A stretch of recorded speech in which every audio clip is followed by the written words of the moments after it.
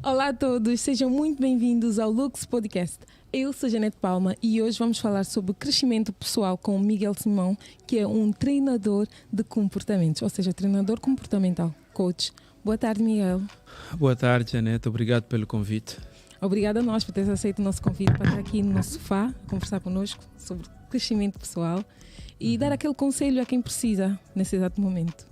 Na verdade é sempre uma honra, né? Poder contribuir de alguma forma a trazer aquilo que eu sei, ajudar a sociedade através da mudança do comportamento, né? E sempre que a Lux quiser que eu venha, é só fazerem um convite. Ai, será um prazer.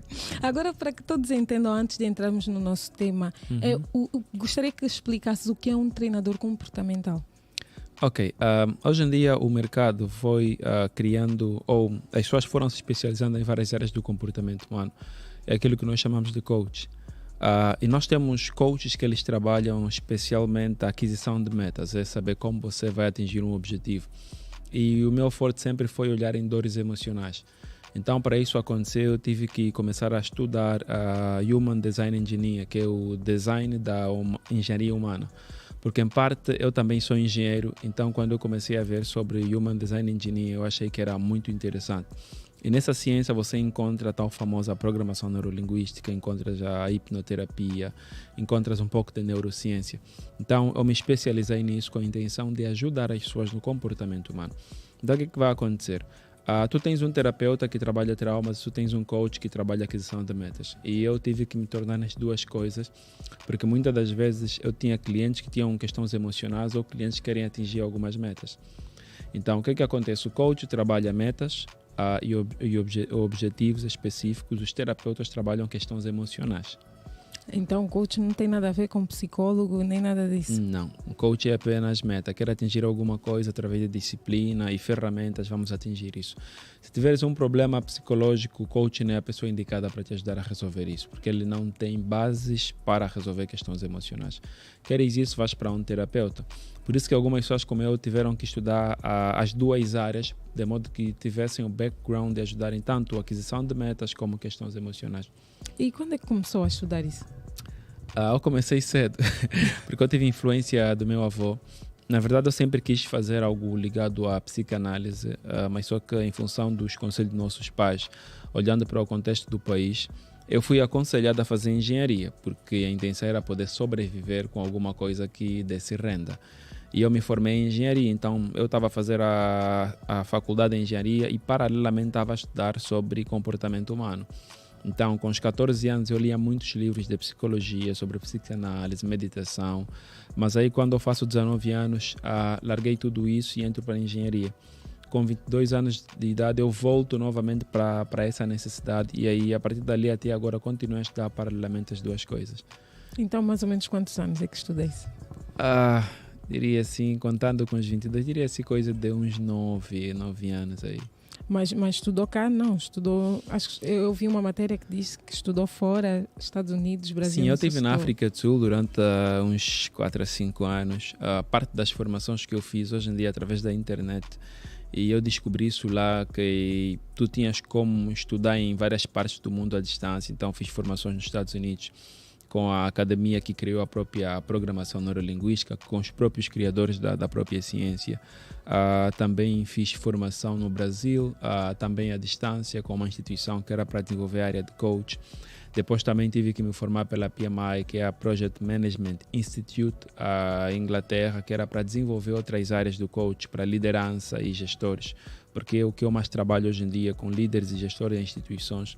Então, um pouquinho dali para contribuir naquilo que eu sou agora. Então, coach, dentro dessa área do treinamento comportamental, o que pode nos dizer sobre o crescimento pessoal de uma pessoa? O que é o crescimento pessoal? O que acontece? Naturalmente, nós teríamos que fluir em qualquer área que você escolhe, porque o ser humano tem a capacidade de escolher onde quer ter domínio. Se tu olhares um pescador, ele tem domínio sobre peixes. Um caçador, ele tem domínio sobre animais. Um marceneiro tem domínio sobre madeiras e todo um conjunto. Se os seres humanos podem ter a capacidade de escolher áreas para terem domínio, eles podem fluir nessas áreas. Aí, hoje em dia, por causa da industrialização, agora as pessoas são obrigadas a entrar para uma indústria e ter que exercer suas funções lá. Em qualquer função que você entra, também tem a capacidade de fluir. O que acontece? Quando você não flui, isso quer dizer que você tem um bloqueio específico naquela área. Seja isso profissional, seja isso amoroso ou uma outra questão social. Por quê? Desculpa, só aqui para pontuar, crescimento pessoal não tem só a ver com crescimento profissional. Não, isso vai afetar outras áreas da sua vida, seja isso questões sociais, emocionais num relacionamento ou questões profissionais. O que vai acontecer? Normalmente, tu vai reparar que nós crescemos e nos comunicamos de forma normal e natural. Nós falamos natural, fizemos naturalmente as coisas. Mas enquanto a gente vai crescer, existem certos momentos da nossa vida que a gente vai pegar algumas dores emocionais. A gente vai se magoar, a gente vai ser ralhado pelos nossos pais, as pessoas vão olhar para nós, vão dizer coisas sobre nós. O que vai acontecer? Enquanto as pessoas dizem coisas sobre vocês, nós temos a capacidade de nos tornarmos naquilo que as pessoas dizem. Se alguém me dizer que eu sou fracassado, eu tenho a capacidade de me tornar fracassado por aceitar essa ideia. Se alguém dizer que você nunca vai dar certo, eu tenho a capacidade de me tornar nisso porque alguém foi dito. Então, em função a tudo aquilo que eu vou recebendo, vou adquirindo enquanto eu cresço, eu vou começar a me tornar nessas coisas. Agora, imagina que eu tenho talento para música e eu cresci numa família que não me deixavam falar. Eu cresci numa família que todas as vezes que eu tentasse falar, diziam que eu não sei falar, a minha voz é irritante. Então, o que vai acontecer? Eu não consigo desenvolver o talento pela música em função desse bloqueio emocional ligado à minha própria voz. Então, se a pessoa entender qual é o bloqueio emocional que tem, ela consegue fluir em todas as áreas. Se eu tenho dificuldades financeiras, até agora eu não consigo ter um carro, uma casa, não consigo ter o salário que eu quero. É porque de alguma forma eu tenho um bloqueio ligado às minhas finanças. Se eu entender esse bloqueio, é muito interessante que se você começar a pensar agora, por que eu não tenho aquilo? A sua mente começa a buscar subterfúgios para tentar te convencer porque que você não tem. Mas se você furar o subterfúgio, como se estivesses a cascar uma cebola, tirar cada pedaço, tu vais encontrar uma razão palpável porque que você não tem. Aquela razão palpável é um bloqueio emocional. Então, o bloqueio emocional afeta o crescimento pessoal. Exatamente. Todas as vezes que a gente não cresce, existe um bloqueio. Quando eu estou a trabalhar com líderes ou com a parte corporativa, sejam os operadores, e dizem assim, olha, aquele rapaz, ele é muito inteligente, mas ele não consegue trabalhar a equipa. Eu tenho que perceber o que é que se passa com ele. Eu tenho que ver questões emocionais dele. Qual é o problema dele com a equipa em si? Por que é que ele não confia nos outros? Então aí vais perceber que não é o time que ele entrou, não é essa empresa, é alguma coisa pessoal nele, ligado a confiar em pessoas, ligado à delegação de serviços. Então quando você vai no historial dele, repara que, calma aí, algum momento na infância dele, algum momento no passado dele, ele teve uma questão ligada com equipas, com colegas de escola talvez na família. Quando você resolve aquela questão específica, você repara que a pessoa já não tem essa referência. E se ela já não tem essa referência, ela pode aprender a lidar com a nova equipa. Aí começa um processo de reaprender, que os coaches adoram chamar de ressignificar. E começa a acontecer a partir daquele instante. É um termo que os brasileiros utilizam muito. Porque, na verdade, o ressignificar é mudança de polaridade. É tipo, se eu caio agora, aqui há duas opções. Ou eu fico traumatizado pela queda, ou então eu vou rir da situação. Ou levantar e fingir que nada aconteceu. E que nada aconteceu. Isso me aconteceu no meio de um restaurante, no meio mesmo, pode crer, é como se fosse um palco. Eu escorreguei e caí. Não olhei para ninguém, levantei e fui embora. Sim, algumas pessoas vão dizer assim, eu nunca mais vou naquele salão, porque as pessoas vão perceber que fui eu. E tem uns que vão passar lá sempre e cada vez que vão encontrar-se com as pessoas vão rir da situação. Então, a mesma situação que te acontece agora, o ser humano tem a capacidade de escolher como é que ele quer se lembrar daquilo. Se ele associar com uma coisa negativa, vira já um trauma. Ele não consegue entrar naquele local. Toda vez que vai, acha que as pessoas estão a rir dele, que as pessoas estão a pensar alguma coisa. Já a pessoa muito mais à vontade olha para aquilo e fala, foi divertido, todo mundo cai. E passa e se diverte com a situação. Às vezes ele ainda que conta da situação, como no seu caso, você conta, sabem, aquele dia eu passei aqui e levei uma basula. Eu própria ri da situação sozinha. Então, aí você repara, existem pessoas que por passarem pelo que você passou, vira trauma. Nunca mais vão entrar naquele lugar. Às vezes eu acho que é quando damos muita importância ao que as pessoas dizem ou fazem. Por exemplo, eu se tivesse ficado lá no chão, a olhar para as pessoas, a olharem para mim, acho que eu ficaria muito mais constrangida. Então eu preferi não olhar para ninguém e seguir para frente. Sim, porque aí repara que você aprendeu a algum sítio com experiências que não vale a pena ficar deitado. Porque se você ficar enquanto as pessoas olham para ti, parece que intensifica a vergonha. Verdade. Então, tu viste provavelmente, através de experiência, o que aconteceu com aqueles que ficaram deitados a chorar, a esperar que alguém os levante, e aqueles que levantaram rápido. Foi mais engraçado os que levantam rápido, né? Todo mundo tipo, o que aconteceu aqui? Não, sim, senhora, fingiu. Tipo, como se nada tivesse acontecido. Isso aconteceu também no Brasil com a cantora Joelma. Ela estava a atuar e caiu. Mesmo assim, continuou a cantar no chão, a rebolar no chão, depois levantou. Ela disse, a queda foi, mas o show continua. Exatamente. Como se nada tivesse acontecido. Essa é a mentalidade. Para pessoas que não têm a capacidade de tomar esse posicionamento, elas precisam ressignificar, que é você ajudar a pessoa a voltar no momento, olhar para a mesma situação e pegar um novo posicionamento. Aí ela altera aquela crença. Então, podemos dizer que o crescimento pessoal e o crescimento profissional têm uma relação, ou seja, o crescimento profissional está dentro do crescimento pessoal. Bem, na verdade não tem como separar, porque o profissional é a pessoa que tem as emoções, os sentimentos e pensa. Então o que é que vai acontecer? Algumas pessoas pensam que podem ignorar as suas questões emocionais e serem bons profissionais. Tu podes até crescer na sua carreira profissional, mas como um bom profissional, você precisa entender suas questões emocionais.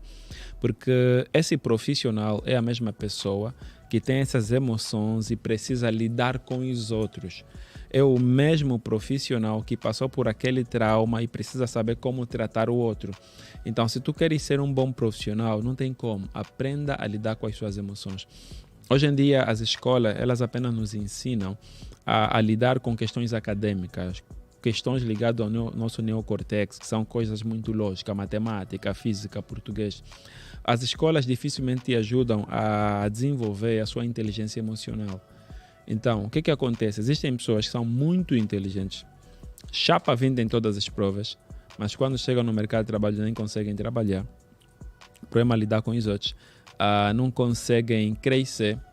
E você repara que aquele que tirava 8 ou 9.5, que para tirar 10 precisava da ajuda do professor, é o chefe da equipe, é o que cresceu mais, é o que tem carros, é o que é rico, é o que abriu mais empresas. Você fala assim, como é possível que eu sou mais inteligente? Ele tem melhor gestão emocional do que você. Então o que acontece? As pessoas andam a pensar que para você dar certo é os 20 na escola. Eu quando vou para escolas, eu não tenho medo de falar isso. Eu falo sempre tanto para os meus colegas quando faço palestras para universidades. Mano, tirem vossos 20, mas saibam que os 20 não é que vai definir sucesso no mercado de trabalho. Gestão emocional, aquela parte que você não quer prestar atenção, ela vai definir, porque você vai se relacionar com os outros. A capacidade de se relacionar é que vai definir se você cresce ou não. Olha só em sua volta. Salta na África do Sul, o Zuma não era o mais inteligente do grupo deles. Era o que tinha a melhor relação com os outros. Aqui dentro também é só você olhar. Era o que a melhor relação tinha com os outros. Não, aqui temos uma boa relação, todo mundo com todo mundo. Ainda não houve rixas. Mas pronto, esse é um bom ponto de vista, porque muita gente pensa que as notas vão definir quem tu serás no futuro. Entretanto, essas mesmas pessoas que tiram 20 podem não fazer sucesso no futuro quanto aqueles que tiram 0 e reprovam inúmeras vezes. Porque eu penso que as pessoas que, por mais que tenham negativa, isso não define quem é essa pessoa. Isso nunca definiu, porque às vezes o que acontece? A pessoa é inteligente e no momento da prova não tem a concentração para conseguir fazer o que a prova pede. O que é que vai acontecer? Nós criamos um sistema que queremos definir as pessoas pelo momento das provas.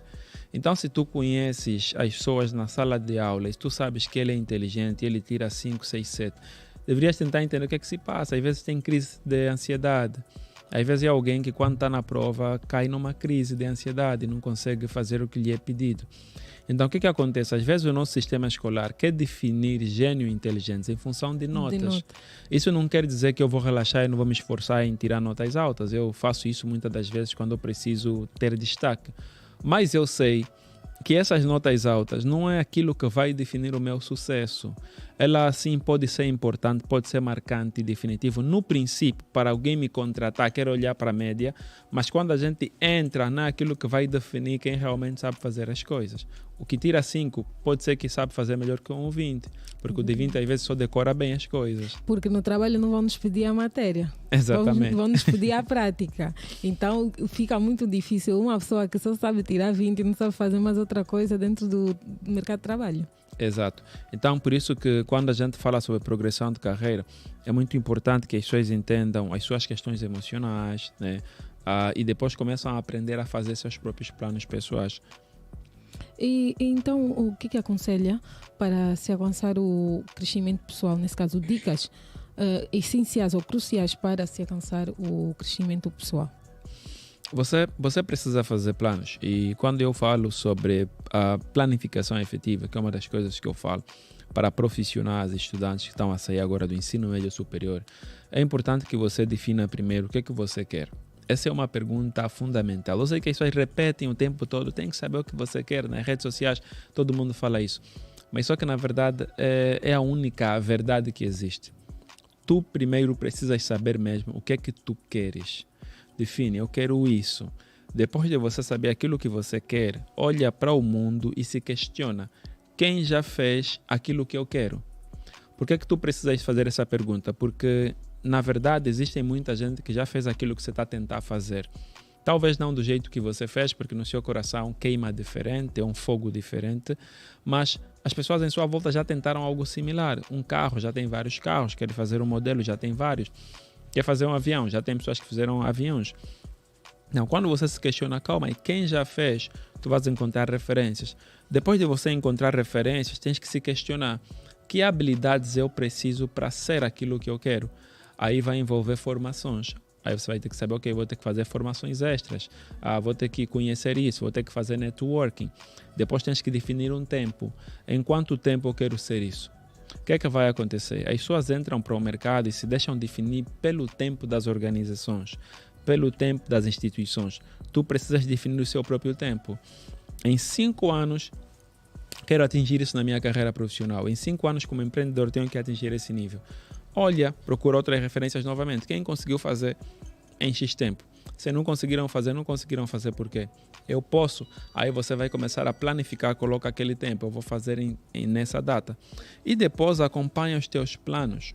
O que é que vai acontecer? Quando você tiver isso definido, você agora precisa ter disciplina. Disciplina não é motivação. Eu sei que as pessoas querem motivação, querem acordar, alguém lhes falar coisas positivas. Disciplina é você dizer assim, eu vou acordar às 5 e você acorda às 5. Sem depender de ninguém. Sem depender de ninguém. Eu vou estudar das 5 até às 6, estuda das 5 às 6. Eu vou acordar para fazer uma corridazinha às 17 horas depois do trabalho. Faça a corridazinha das 17 até às 18. Se você simplesmente cumprir aquilo que você se fala, você não precisa de motivação. Nesse caso é necessário foco e determinação. Foco e determinação vai manter a sua disciplina naquilo que você quer. E por causa disso, como muitas das vezes as pessoas não sabem como atingir isso, a gente cria workshops, imersões para ajudar as pessoas a redefinirem os seus focos, a melhorarem a disciplina e terem a capacidade de lidarem com suas questões emocionais enquanto começam a planificar o seu próprio crescimento.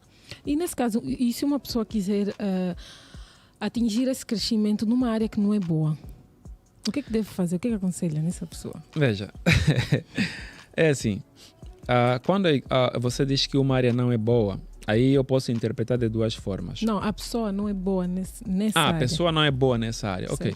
Se a pessoa não for boa nessa área... Mas quer insistir.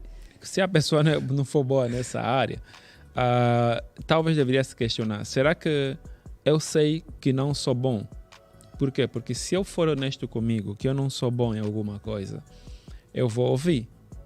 Porque às vezes aqueles que não são bons em alguma coisa é porque eles não ouvem nada nem ninguém. Porque se alguém identifica que você não é bom em alguma coisa, quer dizer que existe espaço para melhoramento. As coisas são aprendíveis. Não tem nada que você não possa aprender. Então, o que acontece? Às vezes, nós não queremos ouvir, não queremos prestar atenção, não queremos desenvolver. E quando você não desenvolve, você não aprende mais. Se você não aprende mais, você é aquele que não é bom em alguma coisa. O que vai acontecer? Tu estás a insistir em alguma coisa e não há crescimento. Então, muitas das vezes, a pessoa não gosta daquilo. Só está lá para sobreviver, porque é um salário, é uma fonte de renda. Troca Procura alguma coisa que te faça ter vontade de fazer. Procura alguma coisa que te dá satisfação de acordar. Uma coisa que você consiga sorrir no final do dia e sentir importante. Porque se você não se sente importante com aquilo que você faz, você frustra a sua vida e você vai frustrar as pessoas em sua volta. Se tiver filhos, se tiver filhas, você vai frustrar essas pessoas e essas pessoas também vão frustrar os outros. Aí começa um ciclo em cadeia de todo mundo a tentar frustrar o outro, porque começou com uma pessoa que não sabe o que quer, uma pessoa que está insistindo em uma coisa que não está a funcionar e não tem a humildade de parar e perceber que deveria mudar ou tentar reaprender novamente. Sim, mas entretanto, nós às vezes nos colocamos numa posição em que só nos vemos neste lugar e não nos vemos com outra função ou com outra área. Por exemplo, um cantor, ele define que quer apenas ser cantor, mas não está a ver sucesso. Ok. Não se vê bem em contabilidade, nem em engenharia, nem nada dessas outras coisas. Então surgem aquelas indagações do tipo, o que é que eu estou a fazer de errado? Por que que não está a dar certo? Se eu acho que eu sou bom nisso, nesse caso. Veja, isso me faz lembrar uma conversa que eu tive com um grupo de atores. Eles, na verdade, repara, eles são bons em fazer arte, mas não são conhecidos, não são famosos. E eu estava a falar com esse grupo de atores e eles estavam a me contar de um projeto que eles querem fazer, largarem o projeto atual para fazerem um outro. E enquanto ele falava isso, eu consegui pegar um padrão. Tem muita gente que tem a capacidade de fazer coisas, tipo cantor. Talvez ele sabe cantar, né? Talvez só não tenha as notas certas, talvez não tenha apenas as melodias certas, o beat certo, o produtor certo, o marqueteiro certo. E o que que acontece? A sociedade está a vender uma ideia que o crescimento é fácil. Eu sei que está por aí e como coach às vezes é complicado falar sobre isso porque existe uma cambada de coaches no mercado a falarem que o crescimento é fácil. Em 3 meses tem um crescimento. Em 6 tens, em 1 ano tens o crescimento. Aqueles que aparecem no Instagram, se queres seguir a minha vida, arrasta para cima. Então imagina, se essa pessoa provavelmente está a insistir e não está a funcionar, talvez está a insistir na direção errada, não está a prestar atenção no que tem que melhorar, ou todas as vezes que está a tentar atingir alguma coisa, desiste no processo. Eu comecei a reparar para esse grupo de atores, eu falei, vocês são muito bons, de 2014 que vos conheci, é o único grupo que eu vou assistir, realmente sinto alguma coisa, como é possível que vocês não estão a crescer? Não há unidade no grupo. Todo mundo desiste sempre, não é prioridade deles, outras coisas são mais importantes do que a arte deles, não precificam, não se dão valor, fazem muitas coisas grátis, não definiram um foco, onde querem chegar daqui a X tempo. Não tem nada definido, só estão a fazer como se fosse uma brincadeira. Então o que é que vai acontecer? Se você não definir nenhum foco, não acontece nada. Eu posso lhe dizer, sem medo de errar, tudo aquilo que você planificar efetivamente vai ter resultados. O que acontece é que as pessoas não querem ser barradas, não querem negações, não querem que as coisas dão erradas, elas querem que tudo dê certo. Então as pessoas desistem a cada passo que dá errado. Mas só que se tu olhares pelos princípios universais, tu vais perceber que não tem nada que você vai começar e não há resistência, não há negação, não há portas a serem fechadas na cara, não há águas a te atirarem, não há ofensas, não tem nada. Se não tiver uma, vai ter a outra. Tem sempre alguma rejeição no meio. Por que é que tem que ter? Porque o universo foi concebido desse jeito, para que aquelas coisas que se afirmam ser precisam ser rejeitadas para comprovarem a veracidade. Por que é que isso tem que acontecer? Para se filtrar a intenção verdadeira da curiosidade. Por quê? Porque se você for curioso, quer cantar e não tem apoio, não tem patrocínio, não tem beat, não tem isso que você desiste, mas tem uma boa voz. Quer cantar, não tem tudo isso, continua a furar até encontrar uma forma. Então, se você parar no meio e não tentar entender que realmente tudo aquilo que você vai tentar fazer, se for realmente importante, tem que ter resistência para trabalhar o teu cardio, o teu músculo emocional. Você para no meio, crise da identidade, nada dá certo, não sei como é que os outros estão a ser e eu não. Procura todo mundo que deu certo, ninguém conseguiu fácil. E eu acho que nunca é bom olhar porque que ele dá certo e eu não. É pensar, Exato. eu quero ser igual a ele, ou quero fazer como ele. Sair de baixo para cima.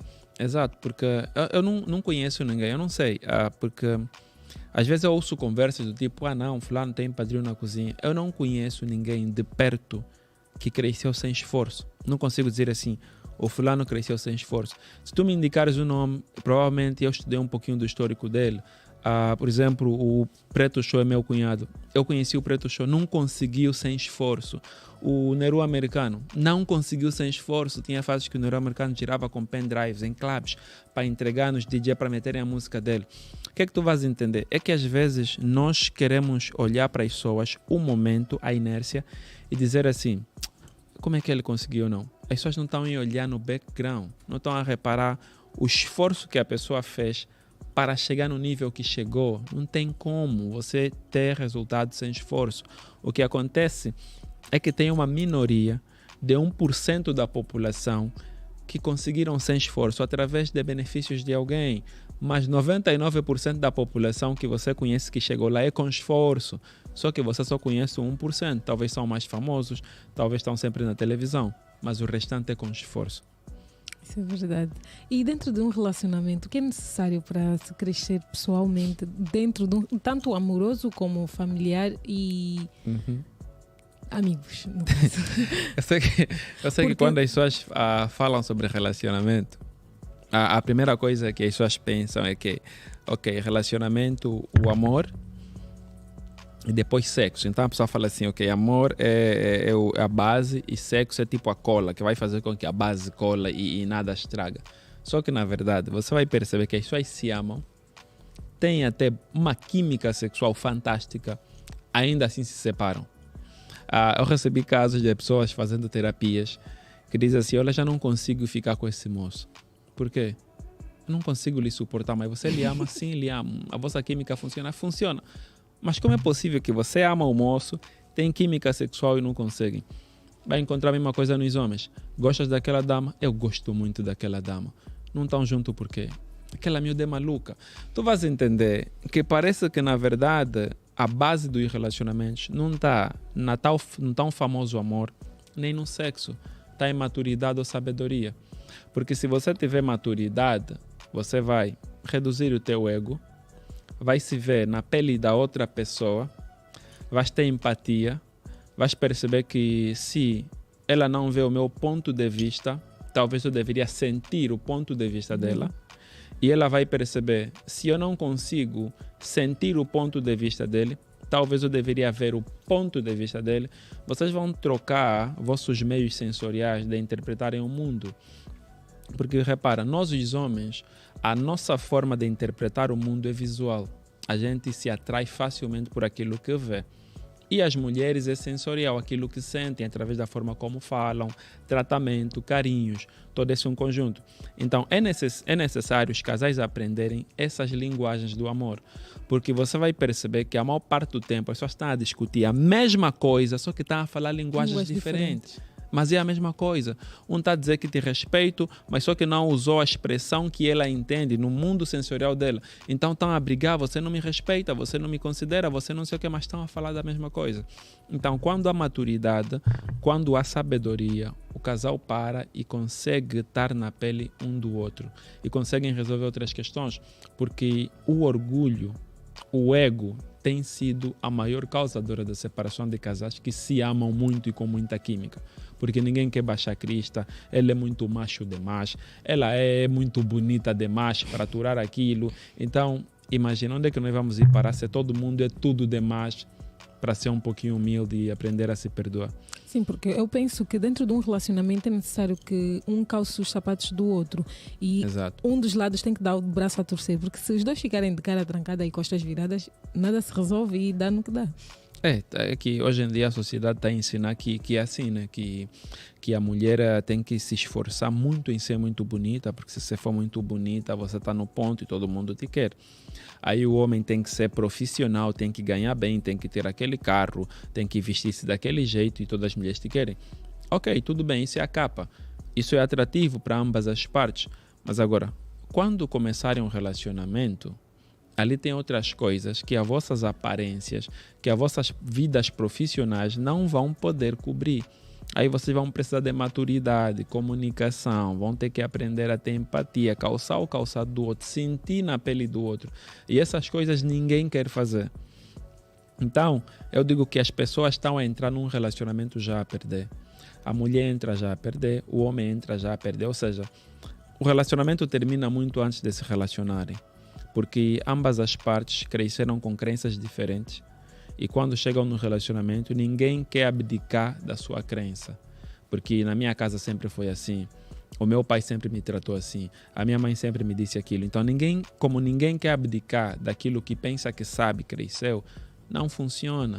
Um relacionamento é mesmo tipo pegar água, sal, açúcar e misturar, dar outra coisa. Esquecem aquilo que vocês pensam que sabem, como aprenderam. Porque nesse relacionamento vocês vão juntar duas pessoas diferentes e vai acontecer coisas diferentes.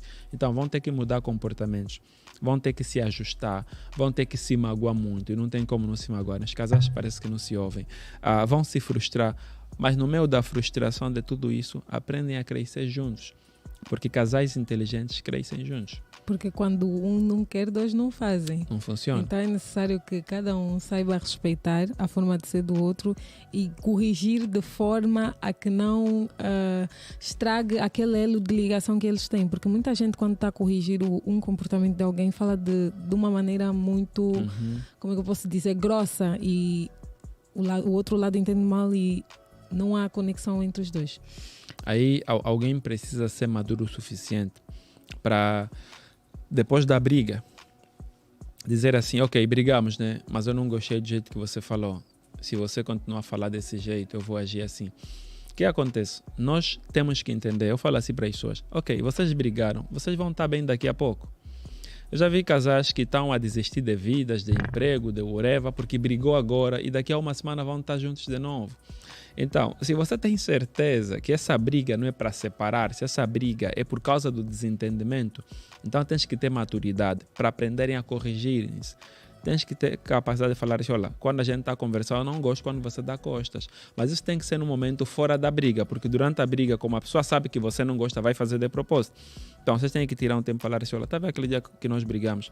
Eu não gostei quando você deu costas. Quando você faz isso, eu me sinto mal. Então, da próxima vez, quando a gente vier a brigar, olha nos meus olhos, fala comigo. E a pessoa também tem que dizer assim, olha, eu não gosto quando você me grita, quando você me aperta o braço, quando você faz o whatever, você quer falar comigo, fala comigo desse jeito. Aí as pessoas vão começar a aprender como se comunicar. Nós não temos a maturidade de fazer isso, porque a gente guarda mágoas e começa a pensar como se vingar na próxima briga. Parece que de repente os casais viraram dois oponentes que querem se magoar o tempo todo.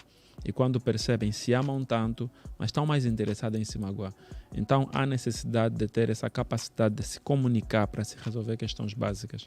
Sim, porque quando guardamos as coisas é muito mais fácil explodir e falar algo que não devia ou que a outra pessoa não gostaria de ouvir. É necessário, quando alguém nos magoa, dizemos no momento, ou esperar um momento mais calmo, não prolongar a situação. Porque ficamos com aquilo guardado, aquele famoso rancor, e depois o que vem não será boa coisa. E quanto aos pais, quando, por exemplo, nós africanos, os pais não gostam de ser corrigidos pelos filhos. Dizem, não, sou tão mais velho, você não tem que falar. Nesse aspecto, o que é necessário para que o mais novo saiba corrigir o mais velho? Epá, por uma questão cultural é difícil uma criança a corrigir o mais velho, é muito complexo, porque aí vão questão hierárquica, mas aí você precisa ter a capacidade de perceber se realmente o mais velho está errado, porque às vezes é o seu ponto de vista sobre uma situação, ou talvez o mais velho está mesmo errado. Então, se isso acontece, é complicado corrigir as pessoas durante o momento de aquecimento. Enquanto as pessoas estão chateadas, não tente fazer isso. Não tente corrigir pessoas enquanto estão enraivecidas, enquanto estão furiosas, enquanto estão naquele estado. Espera o estado passar. Tem sempre um momento, uma oportunidade nos nossos relacionamentos que a gente consegue falar coisas, que a gente consegue brincar. Então, nesses momentos, aproveita para falar, olha, sabe, papá, naquele dia, aquilo que o papá fez não estava muito certo. Olha, aquilo era assim, assim, assim, assim. Por que você tem que fazer nesses momentos? Porque existem momentos no seu relacionamento com os seus parentes que eles dão a abertura de comunicar-se. Então, quando você aproveitar esses momentos, e aí vem a questão da sabedoria, quando você aproveita esses momentos, você consegue prevenir situações futuras. O que acontece é que nós aprendemos a corrigir na hora. Falou, vou corrigir na hora. A maior parte do tempo isso só prolonga a briga, só aumenta os problemas. Se for com nossos pais, aí a chance de levar uma surra é muito alta, né? Porque você está corrigindo o teu pai em frente das pessoas, aí a chance de você acabar magoado são muito altas. Magoado literalmente. Então você tem que ver a capacidade de dizer assim, ok, o meu pai ou a minha mãe, nesses horários, nesses dias, ele está mais propenso a ouvir. Por exemplo, eu tinha uma tia que quando nós tínhamos festas, ela estava propensa a ouvir e a dar presentes. Então, quando nós tínhamos festas, aproveitávamos pedir tudo naquele momento, né? Porque ela ia dar tudo. Mas em outros momentos ela não queria dar nada. Né? Então a gente vê, ok, quando ela tem festa, ela dá tudo. Abre a mão, a carteira está sempre aí. Então nos dias de festa a gente estava lá, tia, quero isso, tia, quero aquele brinquedo. E ela dava. Então, quando você percebe os momentos que as pessoas estão propensas, estão abertas, aproveita esse momento. Porque tudo que você quer é que a pessoa entenda o seu ponto de vista. E não é, na verdade, aquele confronto que você queria. Exatamente. Então, Miguel, gostaria que deixasses um último conselho aqui para os nossos telespectadores para o crescimento pessoal, tanto na vida profissional, emocional e familiar, já que o nosso tempo já terminou. Aqui, essa câmera é toda tua. Ok. O conselho que eu dou para as pessoas é apostem para a qualidade da sua gestão emocional. Aposte na sua inteligência emocional. A cada dia que passa, o mundo está muito rápido e você percebe isso pela forma como você entra para as redes sociais. Parece que nas redes sociais, em 30 minutos, foram 5 minutos do seu tempo, mas quando você percebe, passou muito tempo. Então, nós estamos a viver numa época em que tudo está muito rápido e a ansiedade tem aumentado a cada dia que passa. Quanto mais ansioso estou, mais chances tenho de procrastinar. Quanto mais eu procrastino, mais chances eu tenho de não alcançar aquilo que eu quero. Então, eu preciso fazer o quê? Aprender a ter disciplina pessoal, a me focar mais, a me questionar todas as manhãs, quando acordo, o que é que eu quero. No final do dia, se eu conseguir atingir 1/3 daquilo que eu quero. Se essas forem as questões que continuamente girarem na minha mente, vai chegar no prazo de 1 ano, 2 anos, eu vou começar a perceber que estou a ficar cada vez mais próximo daquilo que eu quero. Se quer ajuda, peça ajuda, faça networking. Não tem como você saber coisas só lendo em livros. Tem certas coisas que você vai saber num seio de amigos, rodeado de pessoas que vão falar coisas que nunca foram escritos ainda. Então aí você precisa trocar de amizades sempre. Eu nem aconselho alguém a ter mais de um amigo durante 20 anos. Troca de amizade sempre, porque tem certas pessoas que você não conhece. Quando vocês fazerem aquele networking, você vai conseguir aprender muita coisa. Então, altera alguma coisa no seu dia a dia para que você tenha resultados diferentes. Esse é o meu conselho. Muito obrigada, Miguel. Muito obrigada. E até a próxima, porque talvez vamos convidar novamente. Eu vou estar à espera do vosso convite, né? Foi um prazer ter aqui. Eu também gostaria de estar na Lux. O prazer é todo meu. Muito obrigada.